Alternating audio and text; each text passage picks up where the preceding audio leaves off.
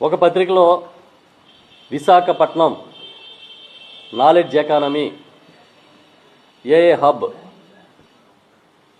Headlines.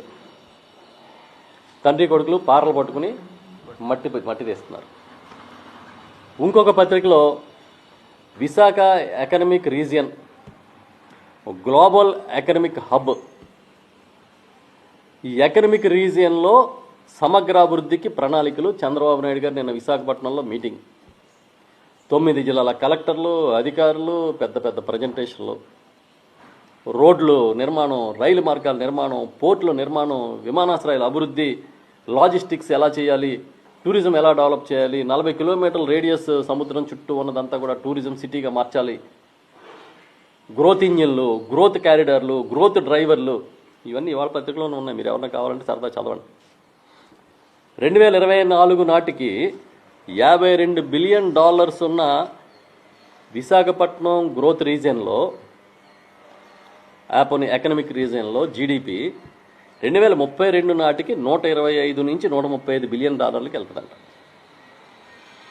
Okay, 30 లక్షల ఉద్యోగాలు వస్తాయంట. సూపరు. ఈ విజిఆర్ మాస్టర్ ప్లాన్ అభివృద్ధి చేస్తే 2047 నాటికి $750 నుంచి $800 మిలియన్ పెరుగుద్దంట. ఎక్సలెంట్. మేము ముందు నుంచి ఇదే కదా చెప్తున్నాం. విశాఖపట్నం ఆర్థిక రాజధాని అని మా గౌరవ ఆనాటి ముఖ్యమంత్రి జగన్మోహన్ రెడ్డి గారు ఎందుకు చెప్పారు? విశాఖపట్నానికి మాత్రమే ఈ గ్రోత్ కెపాసిటీ ఉంది, ఇది డెవలప్ చేసుకోకపోతే ఎప్పటికీ ఇలాగే ఉంటాం, కాబట్టి ఆ శాసన రాజధాని ఏదో ఇక్కడ ఉంచుకుని అమరావతిలో మిగతా దాన్ని అక్కడ షిఫ్ట్ చేద్దాము, అక్కడ దాన్ని డెవలప్ చేద్దామని చెబితే ఎంత అల్లరి చేశారు. పెద్ద విలన్లాగా చూపించాలని ప్రయత్నం చేయలేదా? ఈరోజు అదే లోకేష్ గారు ఏం చెప్తా ఉన్నారు, చంద్రబాబు నాయుడు గారు తనయుడు మంత్రి గారు, ఏపీ ఎకనమిక్ పవర్ హౌస్గా విశాఖను తీర్చిదిద్దుతాం. ఇవాళ పత్రికలో రాశారు. అది కూడా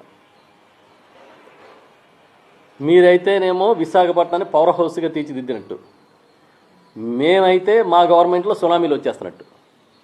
ఎప్పుడు చూసినా ఇదే గ్రోత్ ఇంజిన్ స్టోరీ. రోడ్డు మీద ఉన్న గోతులు పోడ్చట్లేదు కానీ గ్రోత్ ఇంజిన్ల గురించి మాట్లాడతారండి. ఎక్కడ గోతులు అక్కడే ఉన్నాయి. గ్రోత్ కారిడార్లు అంటారు. మీరు గ్రోత్ కారిడార్ల తర్వాత చేద్దాం, ముందు గోతులతో ఉన్న కారిడార్ల సంగతి చూడండి. ఇంకో పక్కన 9.25%కి బాంబే స్టాక్ ఎక్స్చేంజ్ నుంచి నిధులు సమీకరిస్తాం. ఇటువైపు చూస్తే ఇదిగో ఇలాంటివి ఆకాశ మార్గాలు, భూ మార్గాలు, సొరంగ మార్గాలు, మీ ఇష్టం వచ్చినట్టు స్టోరీస్ తయారు చేసి మార్కెట్ చేస్తారు. ఆ రోజు